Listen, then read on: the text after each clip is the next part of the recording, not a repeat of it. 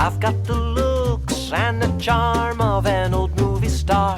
Cary Grant, if you will, so I find it bizarre that this girl should refuse to step into my car. She must be shy, she'll come around, it's just a matter of time.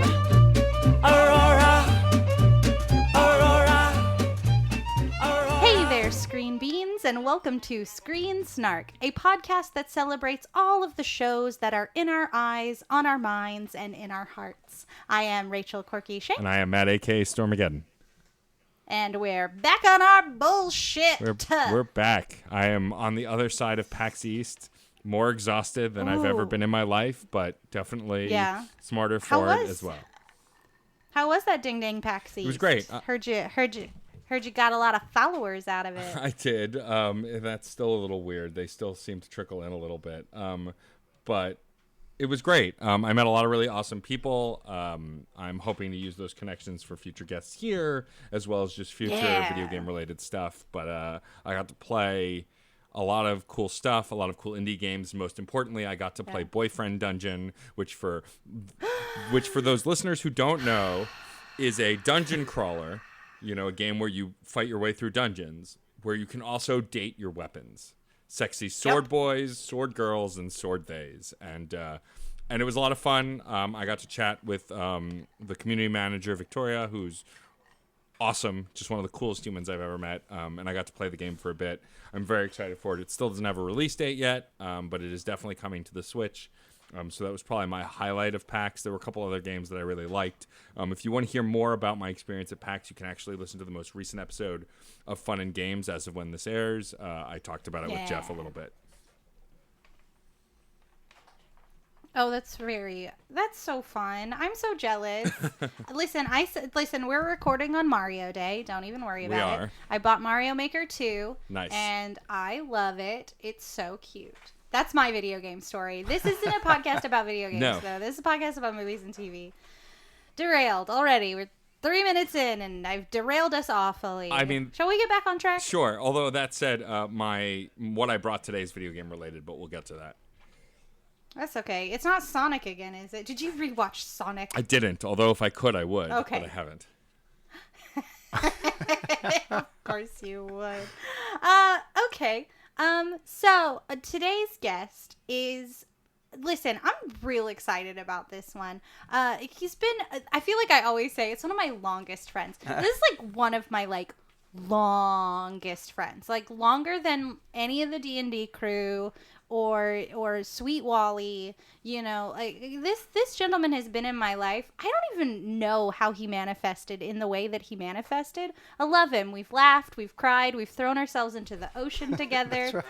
That's right. It is my darling, talented, beautiful friend, Chris Crouch. Welcome to the show. Thanks. I'm glad to be here. Well, I'm so glad you're here. Chris and I have watched a lot of things together. It's true. It feels like there's edification and bonding over movies and TV, be it true. Human Centipede or Will and Grace. Those are extremes, pretty much opposite ends. Although both have to do with butt stuff. They do? I don't know. That's true. Good. I was going to say everyone's wow. looking for a connection, but yours is better. Yours is funny. I mean, butt stuff always funnier. Always. Trust me. It is. Afterbirth Monkey's album, Making a Beeline to Wasted. Well, Chris, we're really excited to have you and talk about a lot of the stuff that you've been up to. But as we always do, we will start by talking about the things we've most recently watched. Yes. And in the grand tradition of every week bringing another video game something, because I can't separate my passions. You do. I've watched most of, I know we're supposed to complete, but I've watched most of the new season of Castlevania, which I knew it was going to be Castlevania. I knew it. You geared up for it, and I was like, it's going to be Castlevania. Everybody's watching that. And what's really funny... That ding-dang Castlevania. But what's funny about it is I could have sworn I talked about it before, because, I mean, I've been a loud advocate for the show since it started airing on Netflix. It's in its third season. Yeah. But I hadn't. I did a quick search of our channel of movie reviews reviews. Or Oh, you pulled a me. I do that all the time. I'm like, I can't remember what I talked about. This? Yeah. No. But yeah, so Castlevania, for those who don't know, is based on the video game series of the same name. It tells the story of Dracula. The early episodes of the season show Dracula falling in love with a human woman. Yes. The clergy rebel. This happens all within the first episode, I think. Yeah, she dies. Yep, and Dracula decides he's going to kill everybody. And this is the repercussions of everything that's happened. And I won't go into any spoiler stuff in case you haven't seen the new season, but I'm going to assume... Yeah, I'm back at season 1. I forgot. That's fine. I'm not going to ruin anything then, but I just want to talk about how, as far as video game TV shows go, especially animated shows, they can go a bunch of different ways. And what I really love about this show is that it is a love letter to Castlevania and its lore. The acting is great. The animation's great. I believe one of the creators of this, or the company that released this, also worked on Seis Manos.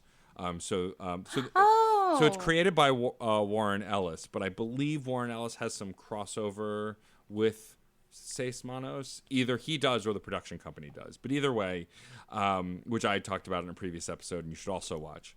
But I think what's really strong about Castlevania is that instead of just trying to make it like the video games, which is the failing of a lot of video game media, it just tries to tell a good story. I'm also a sucker for an irredeemable hero. You know, Trevor Belmont is not a good person. He's trying to be, but the Belmonts are not considered good people. He's not considered a good person. And also, it's not afraid to both be really dark and violent, but also really funny. And that continues into the new season.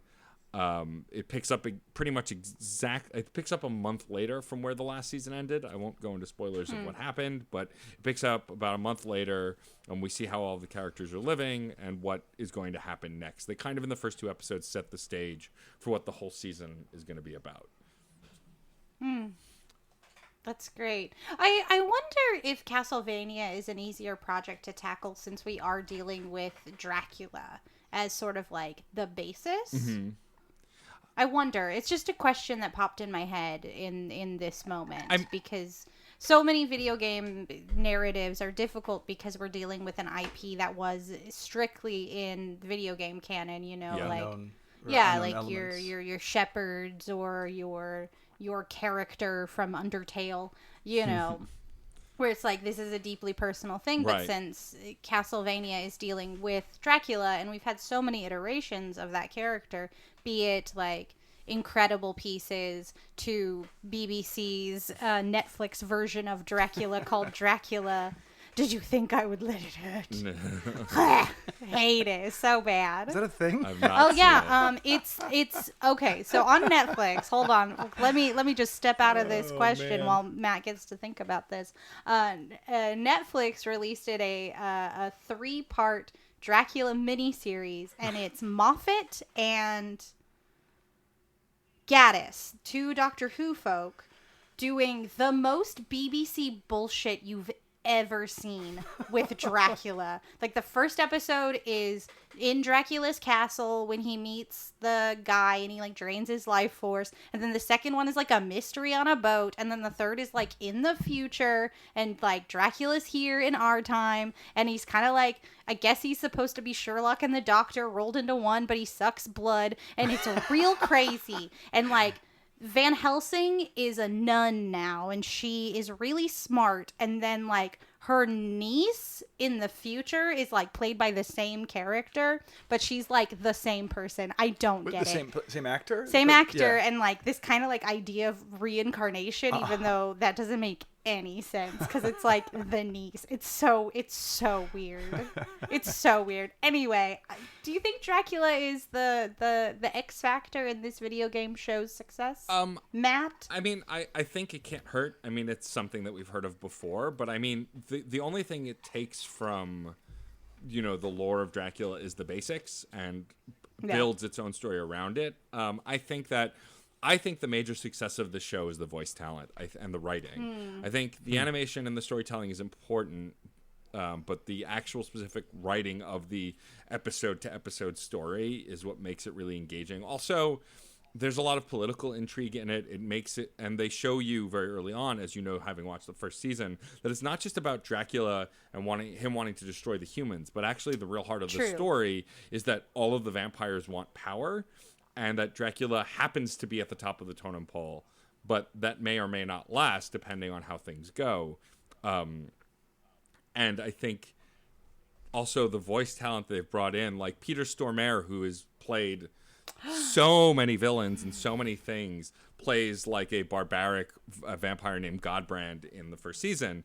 And his performance for a character who's not even one of the main characters is so well crafted that I think a lot of that just floats to the top. You know, a lot of these folks who do this show are either seasoned voice actors or just seasoned actors in general. And I think that is really what sells it. I think there's a relatability to Dracula being able to know the character to bring you in. But I think what really hooks people also is that the first 2 episodes are showing how Dracula wasn't that bad. Like, he was. Yeah. But, like, he's, like, kind of a chill guy. Like, he had a human side. Like, he was turned into a vampire. But, like, as a vampire, he was trying to kind of just lead a quiet life and continue to feed and live. And it isn't until after his wife is murdered that he goes on a rampage. And it's, of course, because of the ignorance of humans who hate what they don't understand.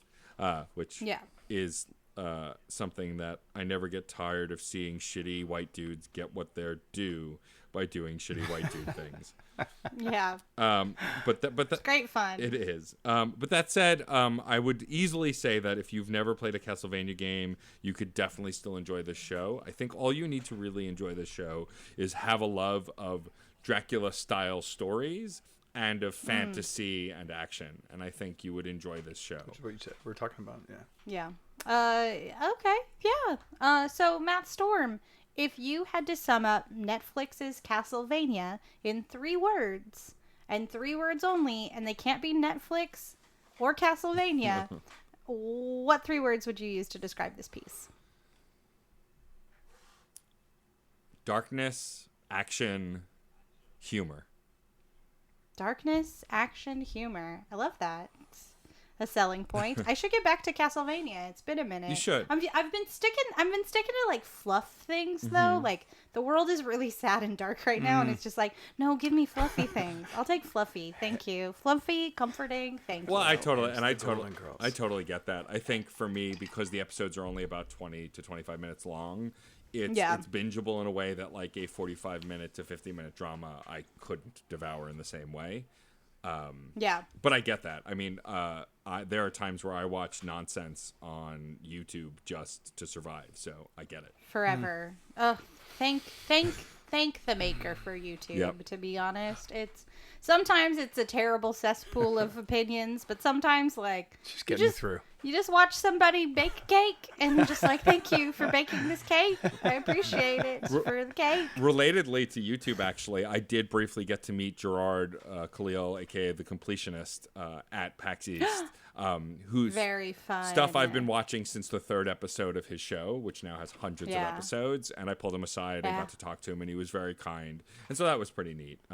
Come on our podcast. Please, Gerard, come on. We'll talk about video game Gerard. movies and how bad Talk about whatever. I don't care. We'll change our entire format for you. Hell yeah. Why not? We've done it before. We'll do it again. It's true, because we do whatever the fuck we want.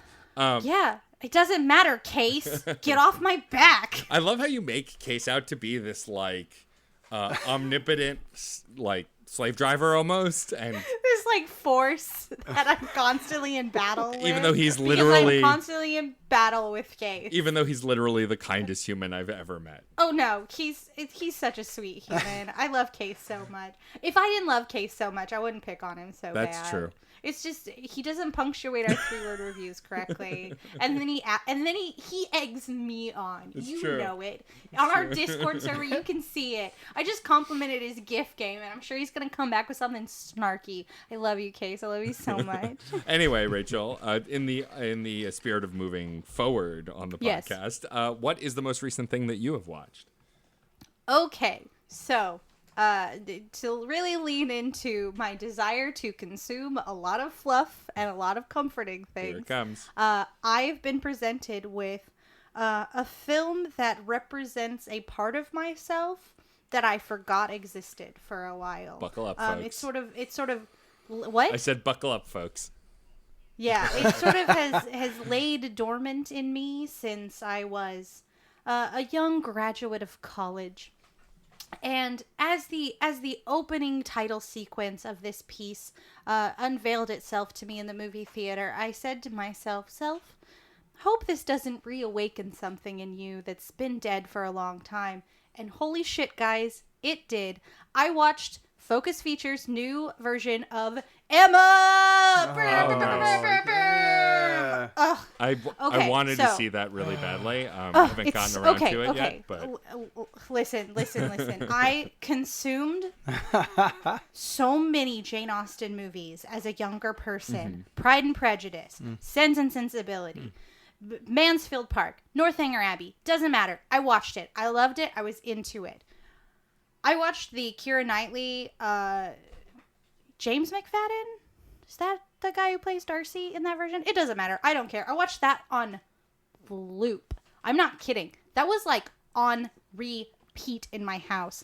And coming into this particular version of Emma, I was put back in that place that I was as like a young college graduate, just like watching films of these books that I really like, just really digging this modern sensibility in this very old tale. I loved it. I thought it was beautiful and brilliant. And what is the name of the person who plays Emma? Anya. I'm gonna say Anya something. I don't have the internet right now. She was also in the Witch. Incredible actor. I thought she just crushed it in The Witch, and then to watch her get to play this very fun, lovable but flawed character was a delight. An utter pleasure. Just everyone is on their A game in this film and are having so much fun.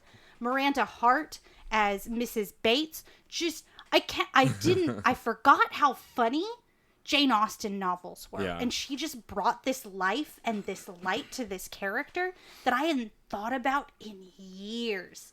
And all of a sudden I'm just like, every moment. I cannot believe how one pithy, misplaced insult just affected me so badly that I was like, I saw Parasite in the theaters. And of course, I gasped a lot at that movie, as to be expected, because holy shit, guys, Parasite. But to be sitting in this, like, little costume comedy romantic drama thing that's about a girl who loves to do matchmaking, but she's not very good at it, just, like, dropping this, like, heat on this poor woman, you're just like, Emma, you can't, you mustn't, Emma. How dare you? Ugh. But I loved it. It was so... I want to go see it again so badly. by the way, it's Anya Taylor-Joy. Thank you very much. Anya Taylor-Joy. And Chef's kisses. And also... for that glorious angel. The thing that made me really want to see it was the scene in the trailer between Anya and Bill Nighy. Who, I mean, I love Bill Nighy and everything. Yeah, Bill Nighy is a charmer in this But one. when they're in, like, the church and he, like, questions the pronunciation of the pastor, like... Yeah. It's just... It looks really great. It looks really charming. I still haven't... And it's not the same thing, but, like, I haven't seen Little Women either. They're obviously very different movies, but, like... Oh, very different. But they both... Like, they're both... women-led movies that I really want to see that are supposed to be very good, and I haven't gotten around to it yet. Very slice of life. Yep.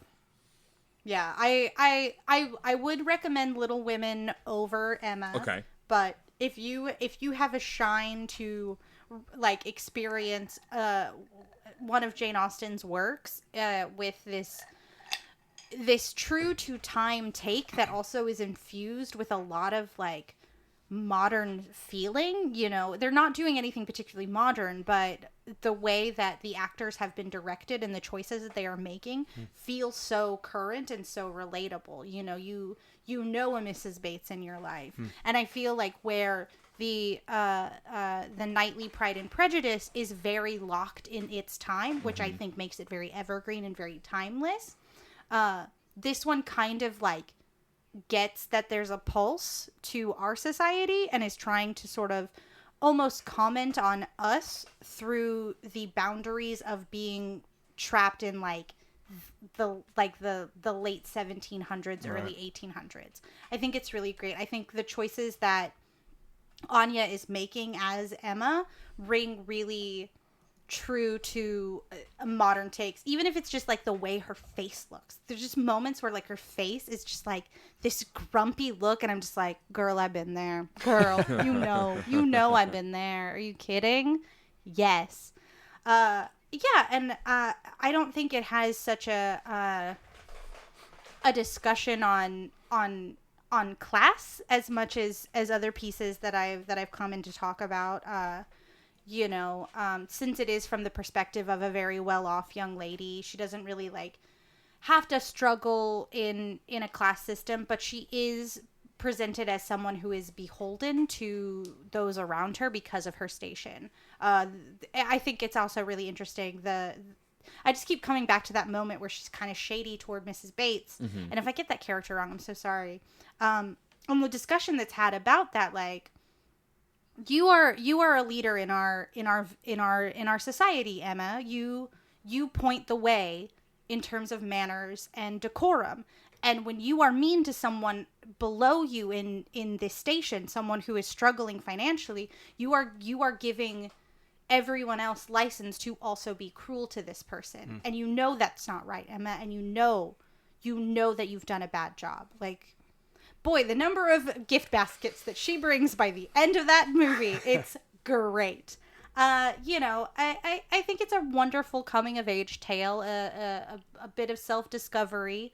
I loved it. I thought it was truly a pleasure to behold. The costumes were great. The cinematography is so warm and rich and green. I cannot recommend it enough. Can I ask a question? Yes, absolutely. Have you heard of any pushback against the sort of more, or I should say, less traditional approach to the story? I wouldn't say that the approach is in your face different. Right. I think it's subtle enough something that I in the like manner. Yeah, something just in the like those minor choices, right. Like a facial expression, or there's something in the attitude of the piece. Because I find that like one of my very favorite book that's ever been written was Howard's End by E.M. Forster, and it's been made into upteen million movies, TV shows, adaptions, and I think loving a text, if you love a story, if you love a text, then you will celebrate all of its iterations. Yes. You will look for something in it. You maybe not the best version of it, but we're going to do it again in a couple of years, and we'll try. Somebody else will try. But I find like people who have locked in, maybe sometimes they lock into a version that they liked best, and they have failed to let the text continue to grow or live or teach us. Yeah, I feel that this very successfully. That's awesome. That's fun. Creates a costume piece that is true to its time, right. to its rules, to its strictures, but does it in a way that is sort of painted with the veneer of modernity. Sure. They don't floss or dab or anything. It's just the humanity of it transcends its time, I'd say. Yeah, all good stories. That was great. Yeah, that's great. Also, I love Emma. Now I'm just like, where's my copy of all of the Jane Austen books? I have a big collected copy. I'm just like, I'm gonna read Emma. I'm gonna read Pride and Prejudice. It's real bad. I'm like the Dean with Dalmatians over here. Just like, oh no, it's back. It's happening. I'm probably gonna come back next time and be like, I rewatched Pride and Prejudice. Let's talk about it. Does it hold up? It probably does. It's very like. I love that Pride and Prejudice, though. So, Rachel, if you had to describe Emma in only using 3 words, and one of those words cannot be Emma, how would you describe Emma to our loyal listeners using only 3 words? Okay.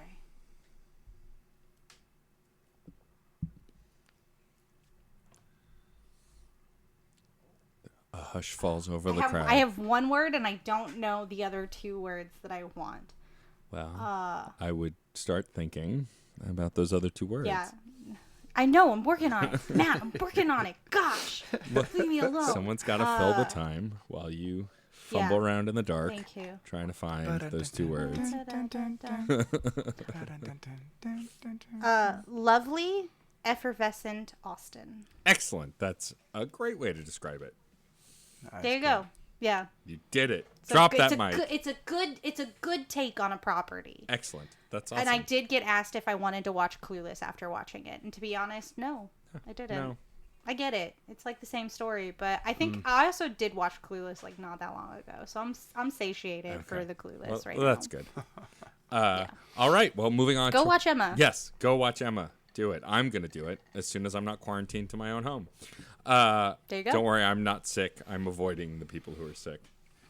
Yeah. Anyway, move. Don't worry, guys. Just wash your hands for 20 seconds. It's fine. It's not that hard. Just fine. sing the intro to Blue Suede's hit "Hooked on a Feeling," and you'll be golden. Yeah. Oh, Or you can sing the intro to our podcast. It is officially 30 seconds long. It is. It's true. Get a little extra time. There you that go. was the Golden Girls intro. Ooh, For the good, record, good. just Have to you bring it guys around again. have you guys been on the internet and seen the meme generator that someone made where you can like type in the name of a song and an artist and it will show you the infographic of how to wash your hands Yeah. with the lyrics to that song underneath? It's It's great. great.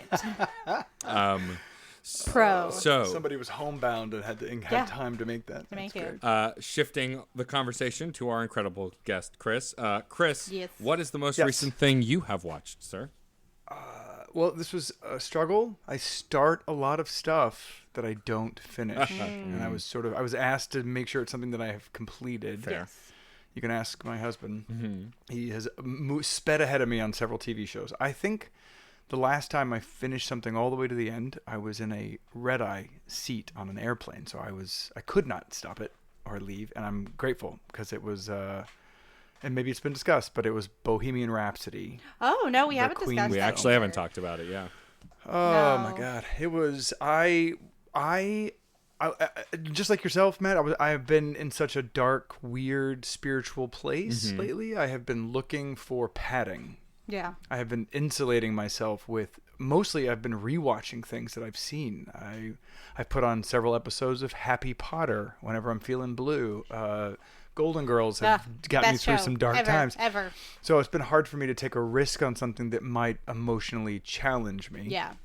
And I will not lie, and I'm not embarrassed to say, I sat in my seat, and the guy across the aisle, one row in front, watched Bohemian Rhapsody. And I sat in my seat and glanced every 15, 20 seconds through the duration of the entire film just to see the images, to see if it looked like something that I thought I was capable of digesting Yeah. in that Ooh, moment you at beta 4 o'clock in the tested morning. it. I did. So then as soon as the credits started rolling, I ordered it on, punched it in on my little TV and started watching it. And I can't tell you how much I loved it. Yeah. It filled me up in ways. Really? I remember. So I was born in 1974. So I was gay in 1973. So I was prepping early. Yeah. And I grew up. Freddie Mercury was somebody that I knew in a very ancillary way. It was not somebody that was, in my house, it was Kenny Rogers and Yeah. Dolly Parton. There was a little Bette Midler and Barry Manilow thrown in there to make sure that it really stuck for me. So I had no chance of getting out. But I knew, I was very aware, but it was always somebody that I knew I identified with, but I was afraid to watch. I was afraid to be found absorbed by him on TV because Yeah. you couldn't see him on television and not immediately be drawn So in. horny. Horny Just and so horny. and inspired and Yeah. make you want to dance and sing and not care, not give one shit about what anybody else thought. Yeah. And so I grew up peeking at him and peeking at that and peeking at the story. And when the news broke that he was sick and then he died, I remember it being so devastating. But it was even in that time of devastation I had to keep secret. Yeah. How could I justify being devastated by the loss of him? And watching that film, I realized I'd never dealt with it. Yeah.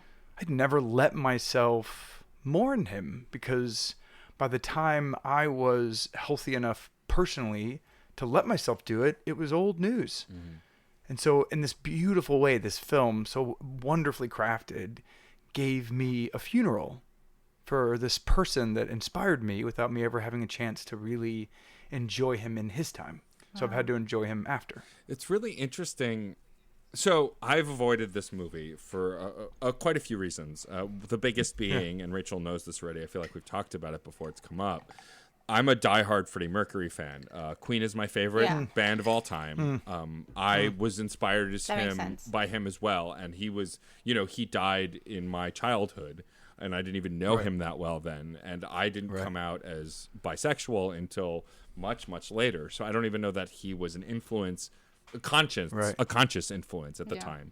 But all of that said, a lot of folks I've spoken to who felt as strongly about Freddie as I do said that the movie fails to achieve what it's going for. So it's actually really heartwarming. It's refreshing and heartwarming that you, Chris, say that it actually does hit the mark, and that even though it's not a perfect movie, that you still really loved it and it still made you feel things. It makes me want to go back and watch it, because I've avoided it because I'm afraid. Like, Rami Malek is a phenomenal actor and he looks the part to a T. Like, I've seen the clip of them recreating the Live Aid concert, and it's mind-blowing how accurate it is. Just for, even if you just fast forward to watch that is unbelievable. But I also remember watching like a dialect coach really breaking down Rami Malek's accent, his embodiment of Freddie Mercury through Freddie Mercury's cadence and timbre and musicality, and just like how impressive that is.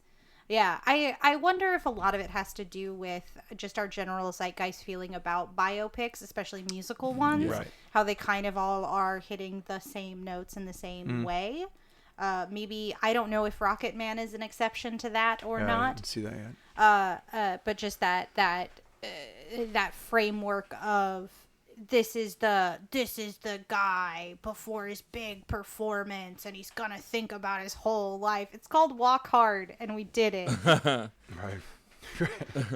mean, I think I just want to say, like, for me it's really refreshing, Chris, to hear you talk about it as a gay man, because a lot of gay men I know who are also really passionate about Freddie said that the movie didn't do it justice, because there was some covering up his queerness a little bit. They didn't lean into, like, he was queer in the movie, but they didn't lean into it in the way that, like, it was important to his narrative. And so I'm just really excited to hear that you still enjoyed it. Were there any moments like that took you out of it? Did you feel like they didn't do it justice, or did you really just enjoy it thoroughly through and through? No, there were. I mean, I was on a journey through the whole thing. My comment was about it was the next day when I couldn't stop thinking about it. That's really where I sort of started coming to this, and so I started thinking through who I knew him to be versus. And this is a movie, I completely get that, but I don't get a chance to sit in his living room while people are doing lines of blow off of a table. I can only watch a movie, so. But I feel like, to me, there were moments I remember thinking, I'm sorry, he was married. There's a wife. He loves her. And I guess I could understand why people might take issue with certain representations in it. But for me, it was refreshing because maybe what they were looking for would have disappointed me. Okay. Because I didn't need this to be a gay rights drum. Right. I was looking for it to be sort of a love story about him and about the band, which it really was. Like, it really kind of leaned into their relationship more than his relationship. The only relationship they really lean into with him and another man is dysfunctional and damaging. Right. And so, and again, like, this is the old story, right? There's no having a gay person be represented in positive light. Like, they have to suffer, right, because they're gay, right? Yeah. Obviously, they have to suffer. So I guess what I appreciated is that they found a way through. I think he did. I'm forgetting his name, the lead actor, Rami Malek. Yeah, I feel like there was something in his performance that created such a light inside the darkness. I talked to a friend that said it was so sad and so depressing, and I was like, "What did you watch?" Yeah, because I watched him. And even in the darkest moment, he had such a light about him, right, that he sort of filled the room with almost like a hope. Like there was, he was never so. And my favorite part about this is, again, like I mentioned in the beginning, sort of the mourning aspect of allowing me a time with this person that I didn't know, and that I sort of peeked glances at on my parents' TV when they were flipping through channels, and I would never have asked them to stop because, oh my God, now they know. Just because they want to watch this man prance around the TV. But the love affair between him and his band was the love story of that movie. And that no matter how dysfunctional it got, no matter how mean they could be to each other in these scenes, it was immediate satisfaction because you would watch them like functional fighting people. They were in a relationship that was functional and they were having a fight. Yeah. And watching them in the middle of there was this one scene, and I don't remember what song came out of it, but they were in this big brawl, and somebody's like, well, you're late, and blah, and they're screaming and hollering, and then you could feel everything feels high stakes. And he's like, well, let me hear what is the song? And he starts like just banging out a rhythm. It may have been We Will Rock You. Maybe. Anyway, but whatever it was, he was like, oh, that's pretty good. Is there a lyric? And then all of a sudden they were making music again, and it was this, and they kind of let us ride the ride of that band's relationship as much as you ride the story of Freddie Mercury. And I thought that was pretty romantic in a way, musically romantic. Yeah, I love that. That's awesome. That it makes me want to go back and watch it because again, like so that's the problem with media, right? And we talk about this a lot on the show, is that there's too much of it. And like to decide what to watch, a big part of it is what you hear other people say, even if they're not a reliable critic, right? Like there are some critics that I follow online that I trust no matter what they say. And then there are others that I maybe don't. But, most of my friends in my inner circle I tend to listen to. But that said, it's always nice when I find someone who thinks outside of what the common consensus is, because it makes me want to go back and visit things that I may have passed up on. Right. Agreed. Yeah, for sure. Well, Chris, do you have any other things you want to say about Bohemian Rhapsody before we ask you the 3-word question? No, other than that we knew how the story ended. Yeah. Going in, and this is another, I think, in the sense that I feel like when they made it, which again I can understand people being disappointed by, they lean into the light because the darkness is implied in the story. And to lean into the darkness of that story, I think, is redundant. Yeah. We know how it ends. We know where this goes. So instead they leaned into the light, and I feel like it made it a joyful experience. And there's this wonderful scene. I don't want to ruin anything for anyone, but that's okay. There's this beautiful scene where he reveals to the band the truth of his health. And it's incredibly emotional, but not because there is, ripping of clothes and screaming tears. It's because there isn't. Because he says, don't feel sorry for me. Something, and I'm going to paraphrase, I'm the worst at this. Something to the effect of, don't feel sorry for me. I do not have time for pity. Yeah. It's a waste of my time. Because he wanted to get back to the music. He wanted to get back to the band, back to the art. And just like that, it's done. Like the news is out. The band knows. And I'm telling you, for you to feel sorry for me, or even yourself in this, is wasting our time. Yeah. Because that's not going to be productive. We're not going to accomplish or create anything with that. So I just thought that was... So I feel like the fact that they leaned into the light, I feel like is why, for me anyway, at 4:30 a.m. somewhere over the Atlantic, it was it's such a beautiful film for me to experience. But yeah, that's awesome. I recommend.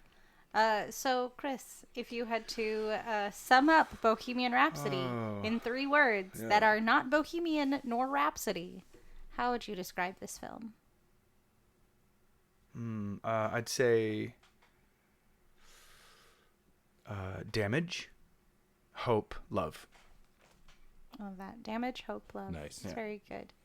I feel like you can put periods in those case. Thank you. Yeah, it felt like 3 imperatives. I think. Yeah, definitely like or descriptors at the minute. Yeah. Well done. Yeah. Well done. Not mine, which are full sentences that probably just need commas or at the very least semicolons. How dare you? They'll never end, ever. It's my favorite bit in the whole world.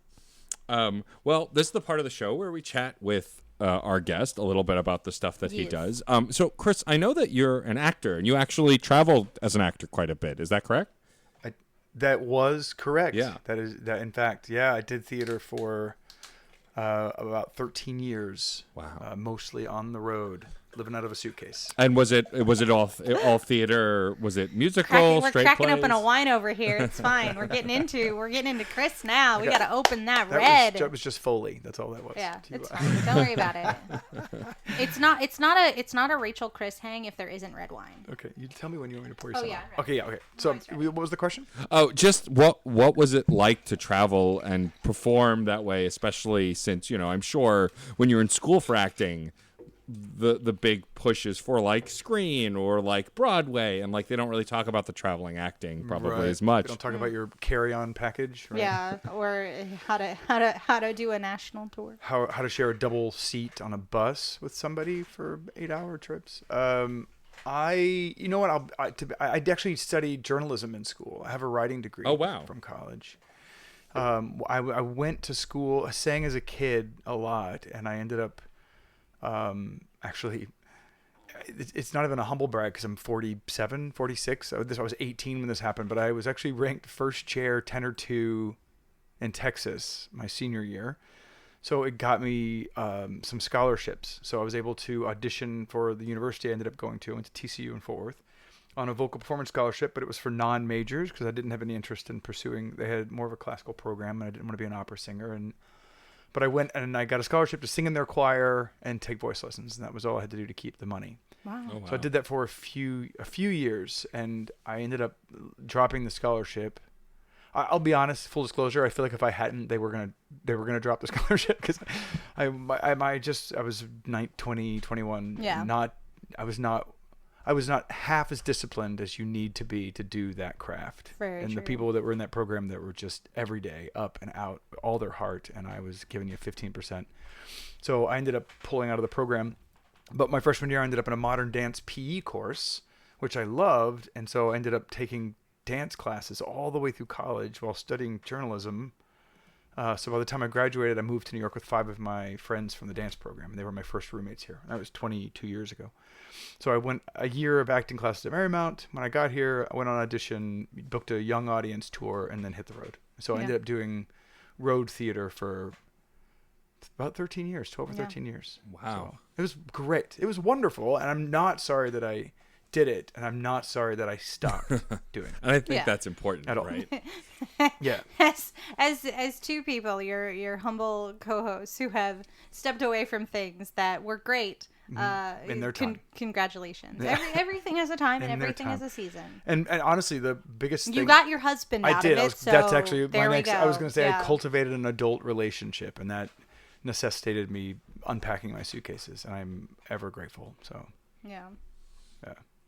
I also wanted to actually talk about two-man adventure a little bit because Sure. I love this idea. Well, first, there's no love lost for the incredible Mark Robert Turner on this podcast. Mark Robert Turner, We love him. friend of the podcast. Friend of the podcast, and previous Husband guest. of the guest. Husband of the guest. But I really love this. Waifu of the girl. Waifu. He's my waifu. I don't care. True. Deal with the crouch. It's all right. I'm willing. I share. I share I well. know. He's a. You I had do. 3 You siblings. do. I got this. Yeah, it's fine. But what was the impetus to start? I know that y'all were in California for a while and that you did travel a lot. But what was the impetus to start Two Man Adventure? And tell people a little bit about it for those who don't know what it is. Yeah. So it actually comes from us, the two of us going out to try to save a restaurant that was in California. Yeah.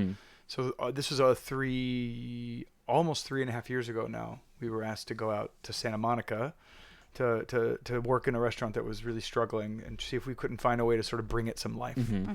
And so everything that feed is largely was born of our efforts in that restaurant, where it was really about building community and building a safe place for different voices, literally and figuratively voices.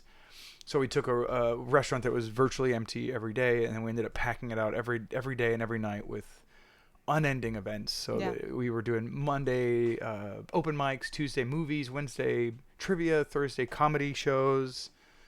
Burlesque. We did a burlesque show at a fully immersive event sometimes. Acid jazz body paint nights, and so the visuals of that sort of started creating this really beautiful Instagram feed. It's really worth scrolling back through it and seeing all the different remarkable people that we were able to meet through that process. And then upon moving back to New York, which we did about a year and 2 or 3 months ago now, it was right around New Year's last year, that site sort of became our story in a sense. And Mark curates that almost exclusively. So you go through there and you're going to find some beautiful clips of him and his glorious voice. Yeah, he's doing a lot of singing. His sweet face, and he is so ceaselessly creative. He's my Superman. Yeah. So that's awesome. I would love to talk to you about your travels. One of Chris's many engagements in this world is getting to travel. I feel like there's almost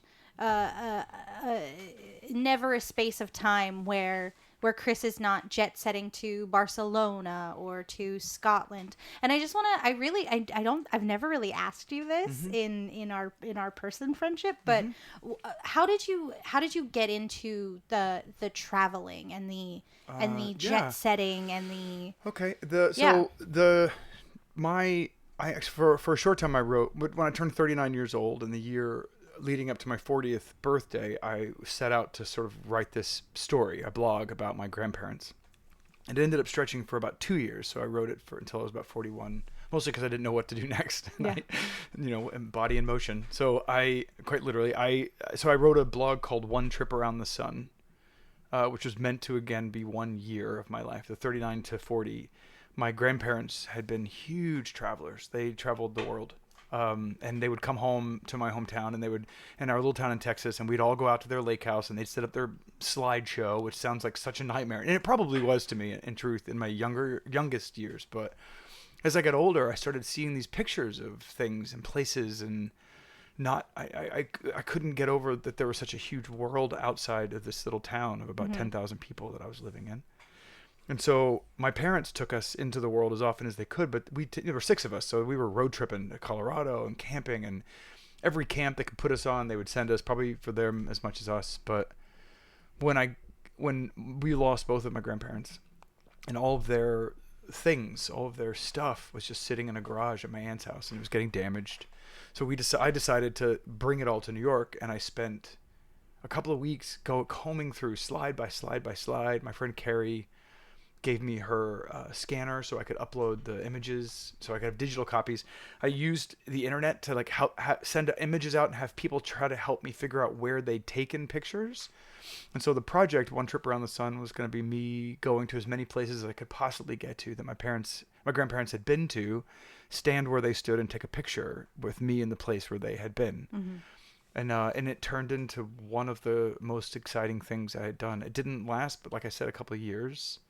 But it relit a fire in me that when, jet set sounds fancy, I'm always crammed into a coach seat. Yeah, I'm always in a budget. I'm always packing my granola in the morning so I don't have to buy lunch wherever I am. For me, I spent a large stretch of my life, if I had $600 in my pocket, my first thought was, where can it take me? Yeah. What have I not seen yet that this $600 can afford me? And so I feel it. It lit a fire that has not died. I mean, my friend Molly Morris, you know Molly? Yeah. We actually just started a new friend company. of the podcast, Molly Morris. We just started they're all friends of the podcast. A new company called Ghostlight Global. So if you know, and this is tying back to my time in theater, and Molly is actually a theater producer. She's producing the Diana musical on Broadway. Yeah. She Come From Away. Yeah. She's a part of bringing the King's Speech to New York. We started this company called Ghostlight Global. Ghost for those that don't know, are the single light bulbs usually set downstage center in any theater at the end of the night when it's dark. And it's meant to, there's a lot of stories around it, but it's meant to be company for the ghosts that live in the theater. And in the last couple of years, and especially in the Broadway community, it's come to represent inclusion, a safe space. So it's representing... I feel like it's definitely replaced the word that represents Romani people that we used for a while. Everybody's welcome. So we named our company Ghostlight Global because we started a company curating travel around the arts, which we have our ghostlightglobal.com. We're on Instagram and Twitter, Facebook. But that's actually been another project that I've been working on as well, which has been very exciting. Yeah, very cool. I would say that has also been built out of your experiences at the Edinburgh Fringe Festival. Yeah, exactly. I would love to get some insight into how you sort of fell into and fell in love with the Fringe Festival in Edinburgh. Yeah, sure. And it's mad to think, but it's not even just the Fringe. Like the month of August in Edinburgh is festival season for Scotland, and Edinburgh specifically. The Fringe alone is the third largest ticketed event in the world after the FIFA World Cup and the the World Olympics. And it's this massive, the city of Edinburgh is just transformed into a venue. Every empty space becomes a theater. Every empty yard becomes a beer garden. People bring their shows, their creativity, their work and art from around the world. I think last year there were around 3,500 different acts doing anywhere from 8 to 15 shows a week, just pumping it out. And Molly had gone for several years and had always tried to invite me to come along. And so finally one year I said, yes, we go. And I was hooked. Yeah. Hooked. I came home on fire.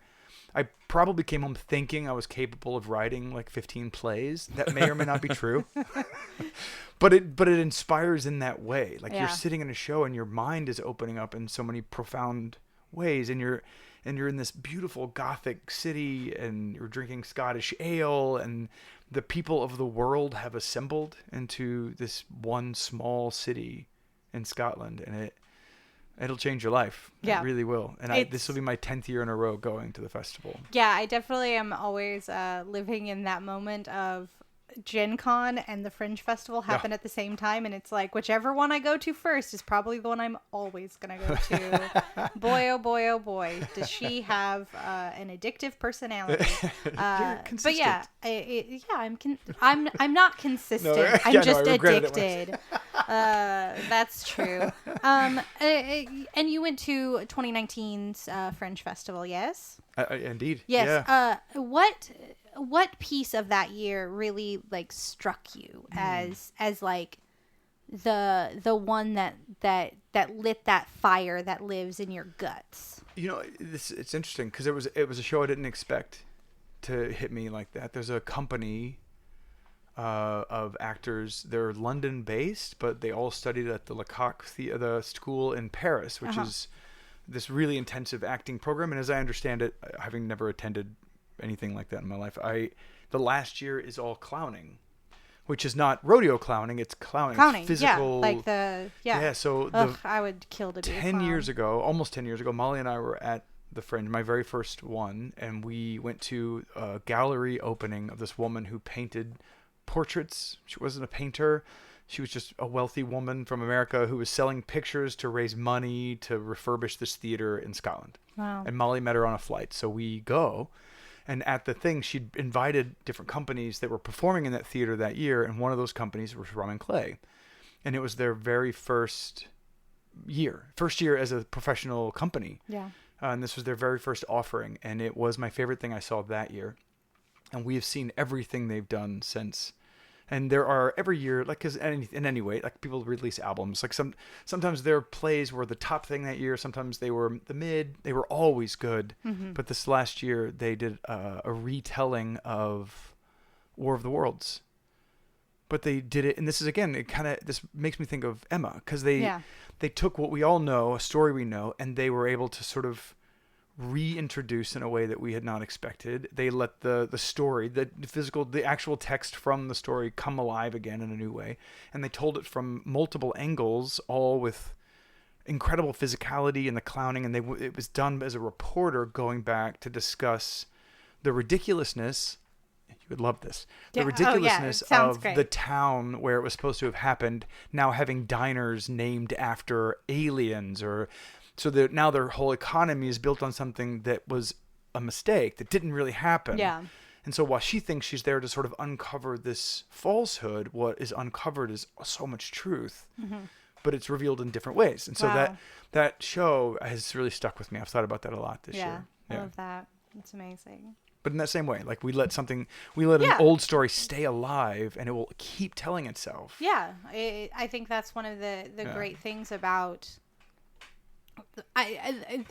don't at me for saying that Jane Austen is classic, but I think Jane Austen is classic. But like those classics, you know, like they reveal our humanity in such interesting ways because they've had time to sort of like steep in what they are, you know, and they sort of like bloom and change and grow, and we can.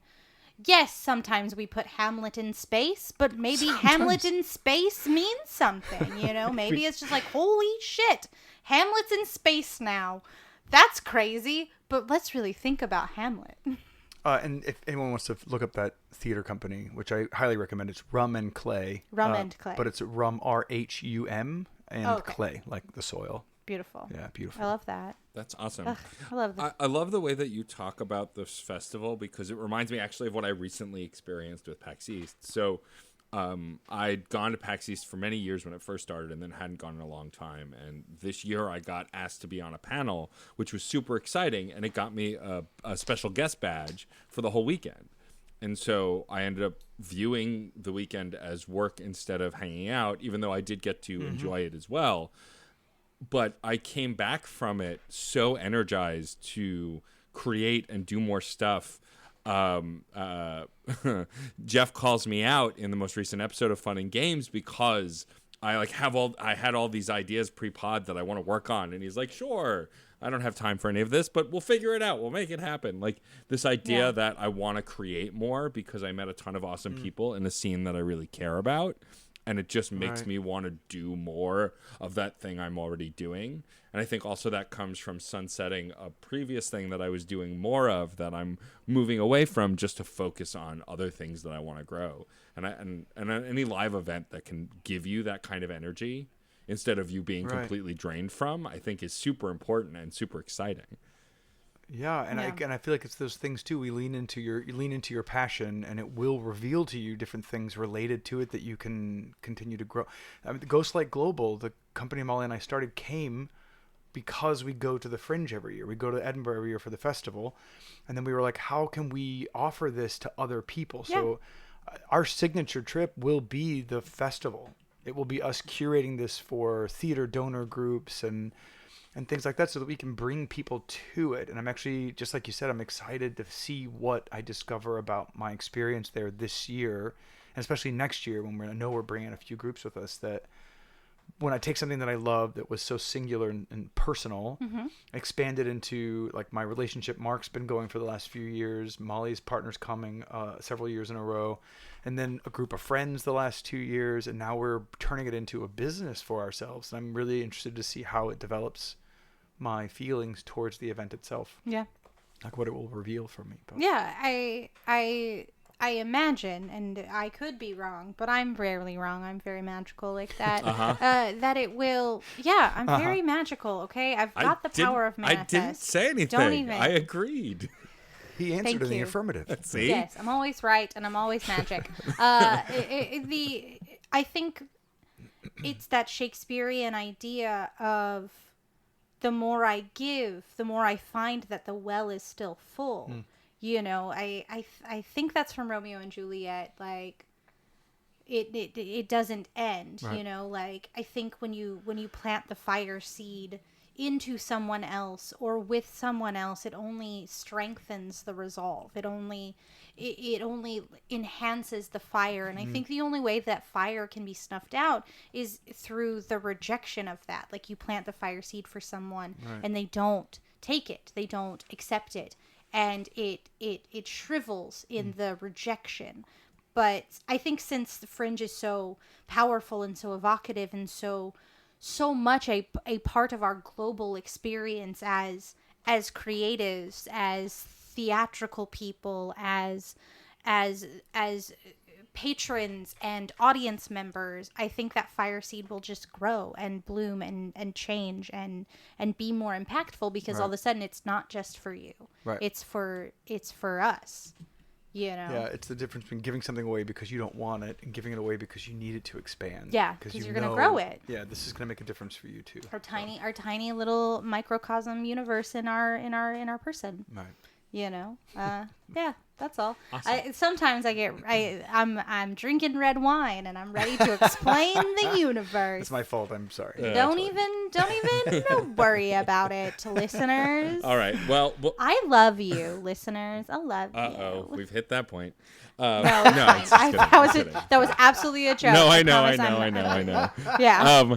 But Do not fear. I listen. I'll imbibe a little. I'm not gonna get drunk on air. no, she's gonna do that after we're done. If you want to hear me drunk as fuck, go listen to On the Rails, Scott Thomas's podcast, and we talk about Infinity War 2 episodes in a row, and I get blitzed. It's a good I've learned episode, a lesson. though. It's good. Learned some valuable lessons. It's a good episode. They're great episodes. Go listen to them. Why not? I'll plug it. I don't care. All right. Well, I want to take a moment to thank our incredible guest, Chris Crouch. Thank you for being on the Chris. show. Thanks so much for having me. Thank this you. was wonderful.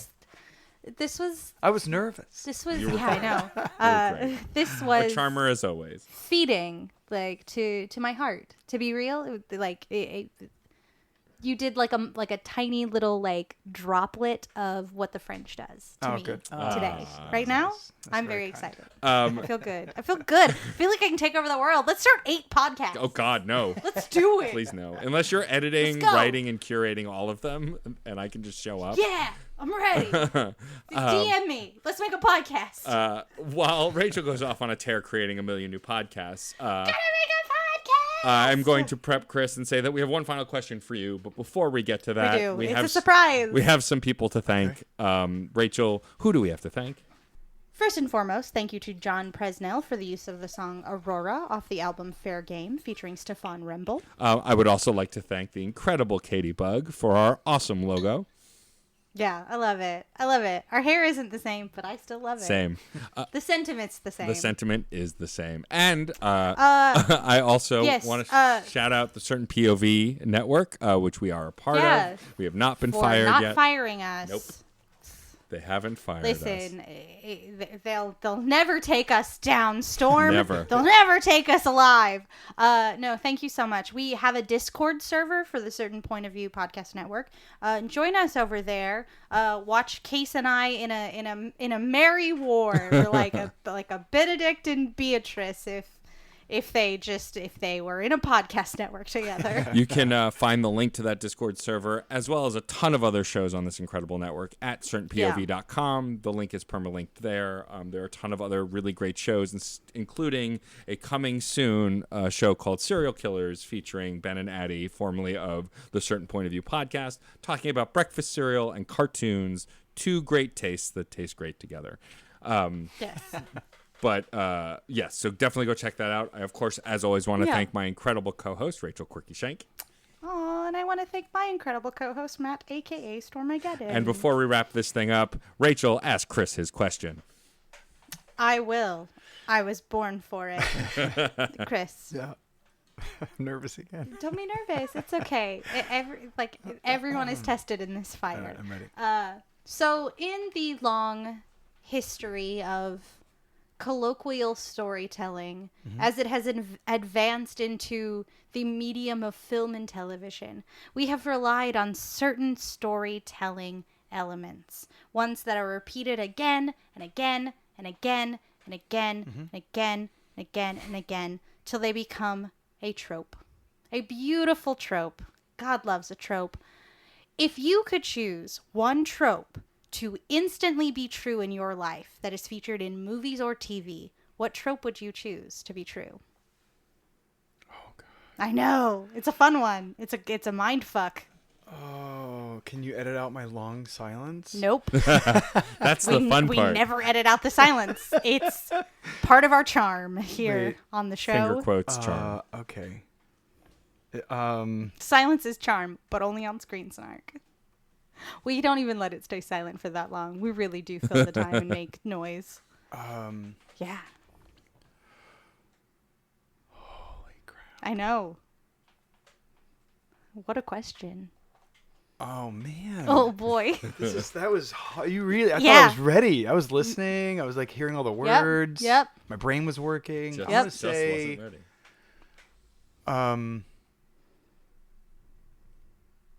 Can it be more than one word? Oh Yeah, no, it's Oh, you can perfect. fully How describe about- the trope. Like, how I about- want it to always be raining when I'm sad. Like, that's a trope. I don't want that. I don't like rain, and I'm also very sad a lot. I enjoy, well, in a trope, in a figurative sense, I was going to say beam me up, in the sense that as I understood tropes to be like something that became ingrained into our culture. So Yeah, that we, you can really do like a shorthand with it and Yeah, just like accept it. But Or what I was accepting is the fact that we were able to physically transport people from one place to another in the blink of an eye. yeah, why That would not? be Yeah. the thing I would Let's want. do Yeah, it. Make it I'm into happen. that. I want to teleport places. Yeah. Yeah. Human transporting. Because I love to travel and I hate flying. Yeah, I just that's wanna a good be there. one. I just want to be there. And mostly I'd like to be out there. Like Yeah. I want to be in space, but I don't have to go through space to No. get there. Yeah. You, like just make the Just, like the hole, be like there. open it, open the universe so Yeah. I can go places. So I would say I think if there was anything I would accept immediately, it would Yeah. be the ability to just move us Yeah, from here to there. gotta move fast. the party, move It's also it. it's hard to hate people when you've met them. So I would just make everybody meet everybody, and then Yeah. yeah. Wow, what a Well meetup done. that would be. Hello, hi, yes. Gotta go. Skinheads, hello. I would like you to meet literally everyone. Everybody, good luck. I gotta go, but you should work this out. Okay, But you guys hang out, work this out. bye. I took all your weapons. Bye. Awesome. Hey, one that guy. was- Here's the 40 people you hate. They want to talk to you. It's not that. Exactly. I brewed some tea. It's cool. You like oolong, right? Oolong's great. Bye. That was a great answer. Thank you, Chris. Thank you again for being Thank our you, guest. Chris. This was a Thank you blast. both Yes. for having me. It was Thank wonderful. you, and thank you, listeners, wherever you are. Go ahead and just take your arms. I don't care where you are. Are you in public? Are you driving? Maybe don't do this if you're driving, but take your arms. I want you to extend them in front of you. Then I want you to just wrap them gently around yourself and just give a squeeze. Just hug yourself. Because guess what? I love you. And I want you to feel that love right now. Just like, there you go. Just like, ooh, little squeeze and release. There you go. I love you. And with that love, carry it over to your podcast provider of choice and write us a review. Rate us. Yeah. Because that helps more folks to find us and join in Yeah. the love. When you send a review, it's like you hugged me back. Exactly. Thank you for listening as always. We will Thank see you. you in 2 weeks' time unless the world is on fire and dies. But hopefully not. Wow, that got You really know what? dark. Go ahead and hug yourselves again. Yeah. You know, that got real That really real. got real. Extend, wrap, squeeze, you're good. good. Yikes. Wash your hands. Yes, wash your hands. And until next time, we will see you at the movies or out on a couch somewhere. Bye.